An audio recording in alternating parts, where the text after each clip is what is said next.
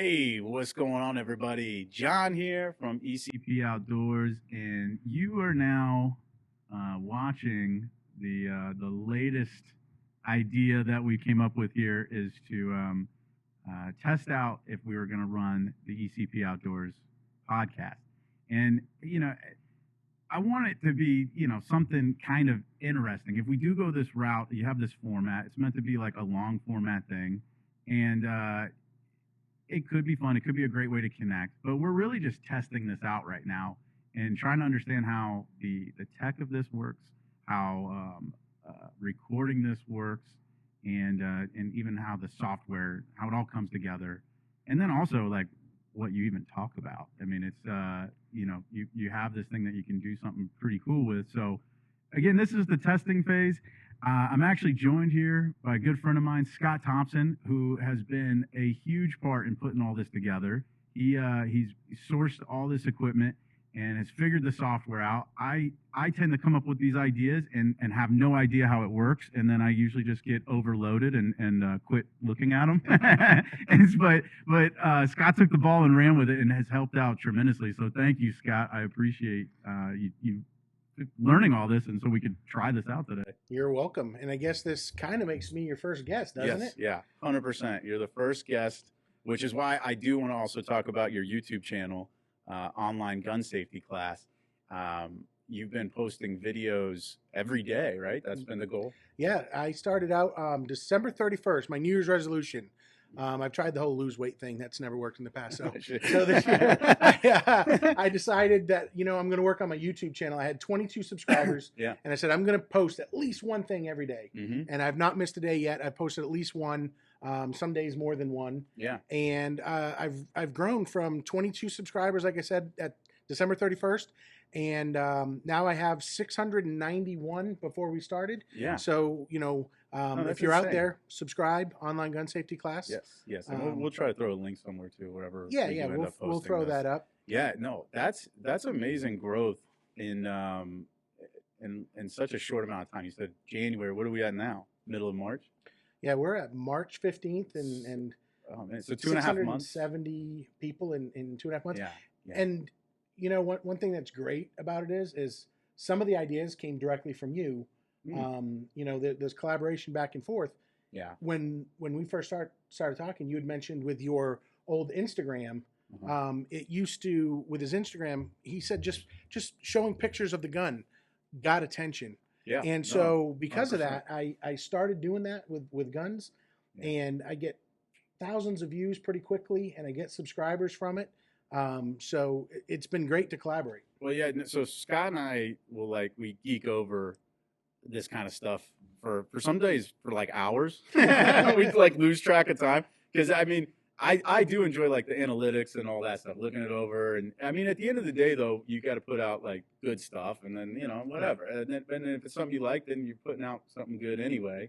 But it's fun to look at the numbers and be like, oh, if I do this at this time, maybe more people see it, and you get in front of more people. So we'll go over that stuff for hours. And Scott's really you've been hitting the YouTube Shorts, which is like TikTok or Reels, but for YouTube, right? Yeah, and with the Shorts, the interesting thing is you'll get a lot of views and a lot of subscribers just from short content.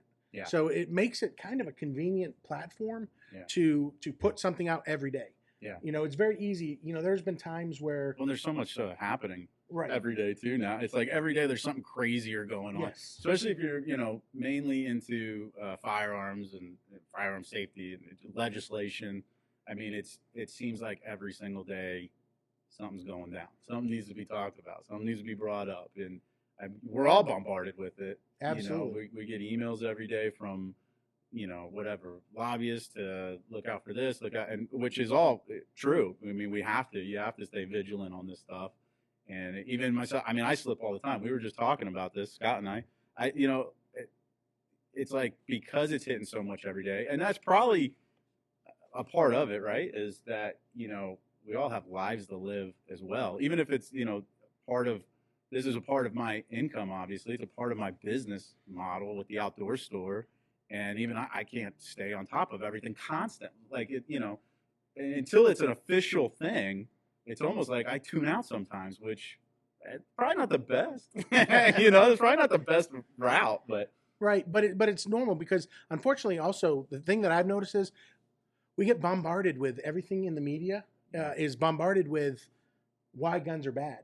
sure, And so that's why one of the things I'm trying to do with my shorts and with my long form videos is point out that, you know what, yeah, sometimes bad people do things with guns. Yeah. And it's not the guns that are bad. It's the people that are bad. Yeah. So we look at ways, I look at ways to deliver the message that, hey, you know what? There are still law-abiding citizens out there that want to be able to have their guns so that they can go target practice shooting. So for self-defense.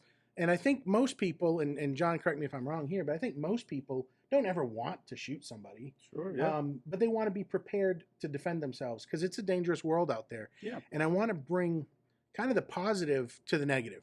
And so that's kind of what I do with my pages. I look at things from both sides and bring the positive to the negative because it's not all negative. Yeah. But the media portrays it as if the only things that happen with guns are bad things. Sure. Yeah. So that's why we try to do that. And not to put you on the spot, what was the last thing you had posted about? The last Or one I the most posted noteworthy last yesterday, thing? well, was there was a 3-year-old. Are you talking about the 3-year-old? No, I actually didn't see the last thing, so I'm asking. Well, somebody's not watching that video. I missed the day. I'm sorry. So unfortunately, in Houston, Texas, there was a 4-year-old and a 3-year-old that were left alone in a bedroom with a gun.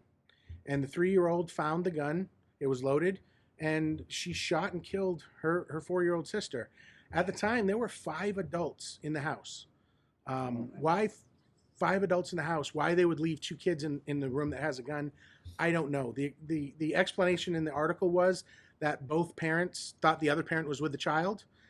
How big was this house that you didn't realize that one of the parents wasn't in there? So, I'm a big believer in having guns, but I'm also a big believer in making sure that you keep your kids safe. And Yeah, so, 100%. me and John have talked about that, and he's got at his store a box full of locks.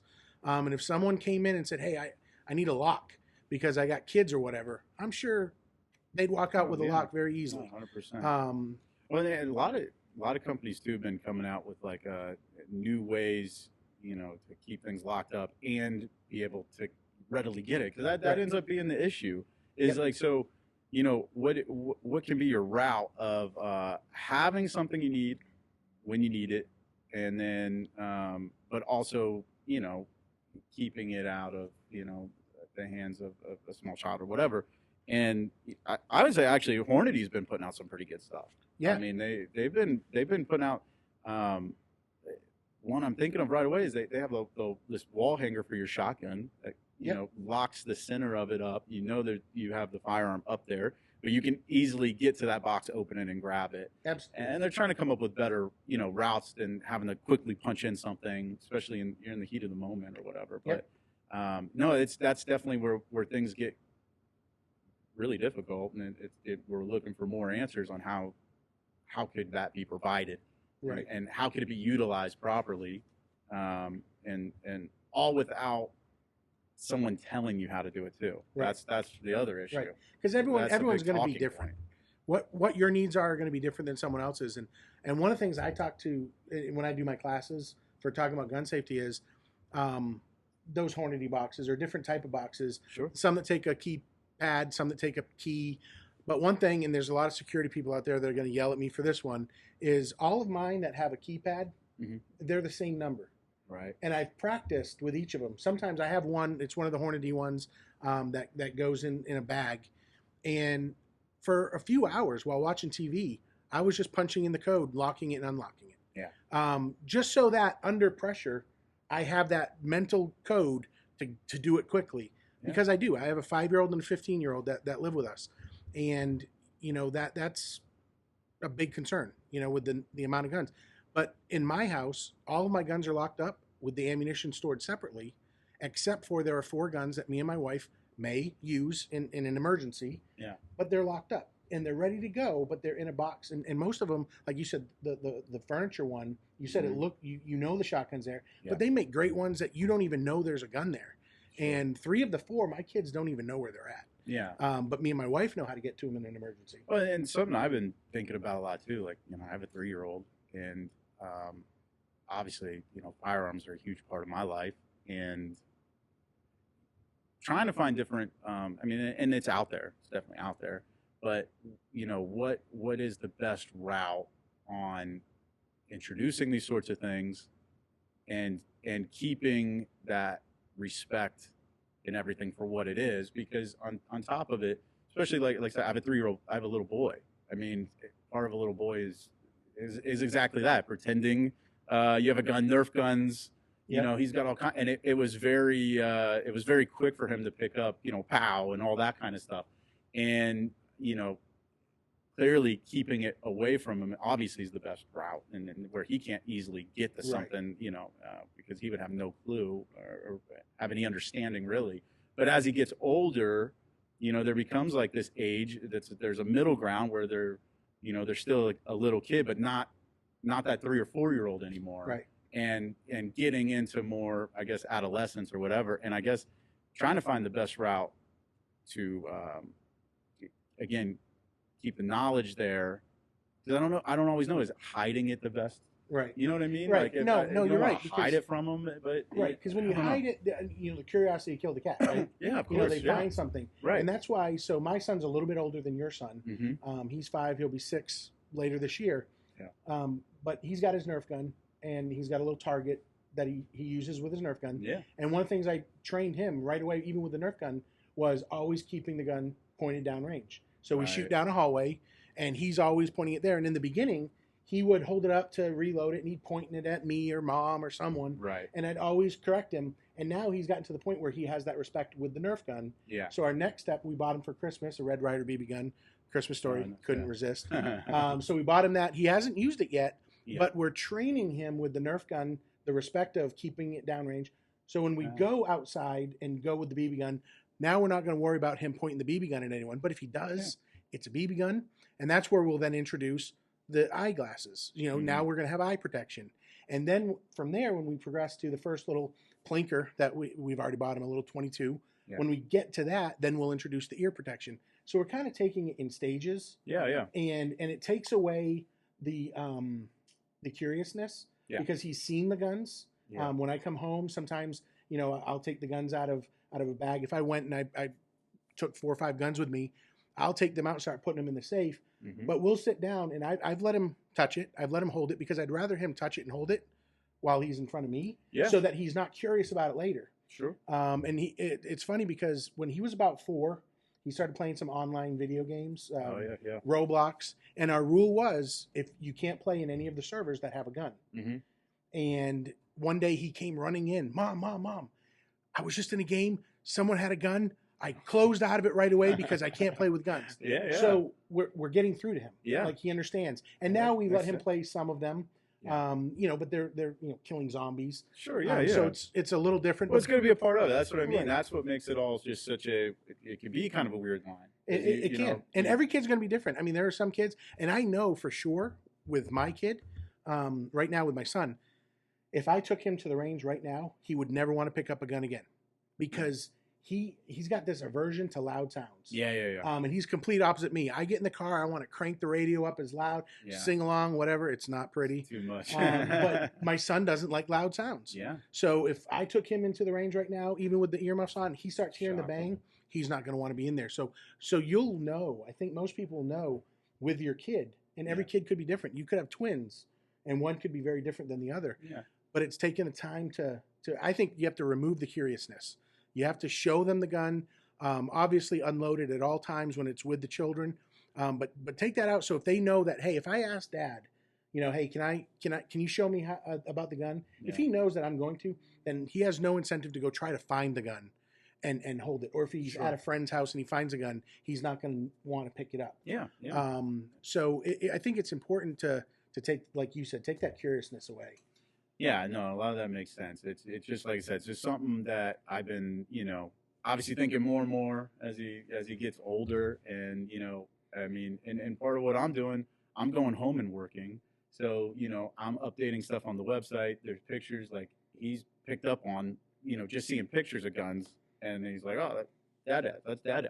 So they know fast, and so you pick up on cues like that, and then you hear stories like things like that happening, and you're like, there's, obviously in that there's probably way more going on that we have no clue what happened there. I mean, that's, pretty insane thing to happen. Yeah. And tragic and unfortunate.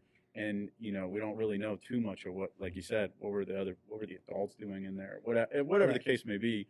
But I mean, for your own child and trying to, raise your child and all the environment that we're going through with all kinds of things, like, and I didn't mean to turn it into like, this is how we raise your kids with guns. Like, it's just, we start talking about it, and it kind of triggered me in a sense, because I've been thinking about that a ton. So I appreciate that advice. That's all awesome. And there's some real good stuff in there on that.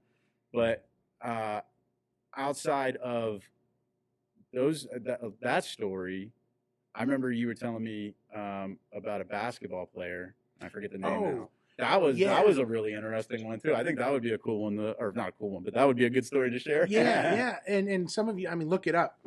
Some of you remember. I don't think John did. John's a little bit younger than me. I he doesn't remember the name because he never heard the name before, and that hurts, man. But Sean Kemp, who was a NBA superstar, he was with the Seattle Supersonics when Seattle had a team. They're now, I think, the Oklahoma City Thunder. But he was arrested. So one night before bed, I get an alert that he was arrested. And I look into the case, real quick, read the story. He was arrested for being involved in a drive-by shooting. And it said that the drive-by shooting had happened at 2 o'clock, I think police got the call. And by 3 o'clock, he was booked in. Now, some of you don't know, I have 2 decades of law enforcement experience in Florida. For a drive-by shooting call to have an arrest within an hour is pretty fast. Yeah. And that usually means that there was a rush to judgment or something wrong with how they proceeded. So he was arrested. He spent the night in jail. And the next morning, I was thinking about doing a video on it. The next morning, turn on the news, and the prosecutors had already dropped the charges. The next morning, the prosecutor dropped the charges because his attorney contacted the prosecutor's office and said, here's what happened. My client, Sean Kemp, and not my client, but this is what the attorneys were saying, had his car broken into a couple days before. Okay. They stole some money, some jewelry, whatever he had in his car, but also his cell phone. Right. So his cell phone, he was able to track the GPS on it. It's an iPhone. Find my iPhone. Yep. He found it. It was in a parking lot by a mall. So he goes there. He sees the car. There's people in the car. Yeah. And he walks towards them to get his stuff back. Maybe not the best judgment, Okay. Maybe calling the cops is a good thing to do there, but I don't want to judge what he did because it's not necessarily wrong. It's just, just because things aren't done the same way doesn't mean one's wrong. But he walked up to them demanding his stuff back. They pulled out a gun and started shooting at him. Yeah. He pulled out his gun in self-defense and started shooting back. That being the case, the prosecutor dropped all the charges. Now, in addition to online gun safety class, just real quick, want to talk. I also work with a company called Right to Bear, and they provide attorneys for you. So I made a video for that for them because what a great reason to have an attorney on hand. Because he got arrested. Now, he can afford attorneys. Some of you can't. If you don't have a plan, get a plan. There are a lot of great companies out there. I recommend Right to Bear. I know John through ECP, you endorse Right to Bear as well. Yeah. It's a great program for $125 a year. You'll have an attorney 24/7 that you can call and help you get out of these situations. But the reality is, in that situation, Sean Kemp went to jail because police had probable cause. And probable cause is a low threshold. The next step is proof beyond a reasonable doubt. And there's a lot of playroom in between those two. And that's where his attorney was able to explain what happened and already show that you're never going to get beyond a reasonable doubt, and they dropped all the charges. Yeah. So it was important, and it couldn't have happened at a better time because I was getting ready to do a video, and now we're talking about it here. So it sucks that it happened at all, and I don't want to say that law enforcement did anything wrong necessarily, but I think there was certainly a rush to judgment. To book someone in an hour is fast for a major crime. I mean, drive-by shooting is not like retail theft. In fact, there's been retail thefts that have taken me 2 hours to get the person in jail. This guy's booked in an hour.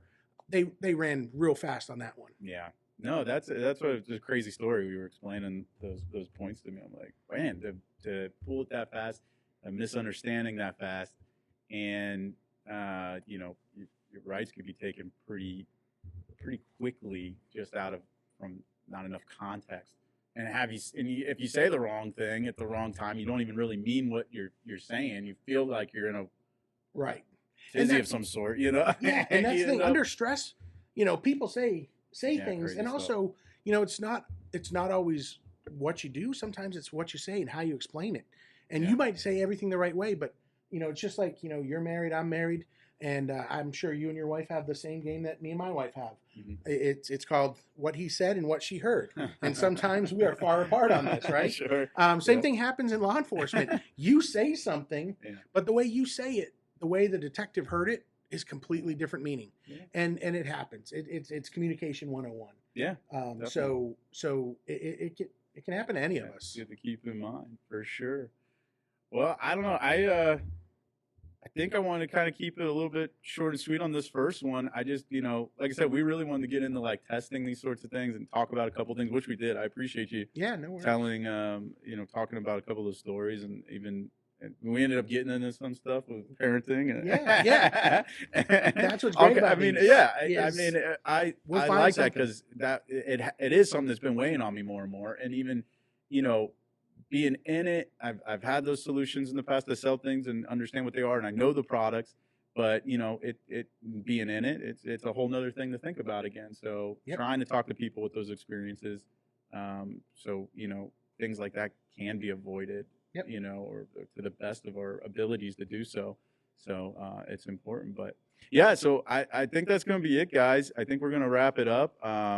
And thank you for watching this, and hopefully we'll do a lot more with different guests and talk about different things, maybe different products or hunting trips or whatever the case may be. I would love to use this to talk about those sorts of things, and I think we'll go from there. So thank you guys so much for watching. Thank you, Scott, for joining in with me today. And you'll also be pretty much producing all of these. So you're going to always pretty much be here. So since I'm producing them, remember to subscribe to Online Gun Safety Class on YouTube. Yes, yeah, absolutely. Absolutely. So thank you guys so much, and we'll talk to you later. See ya. If you like my dad, like and subscribe.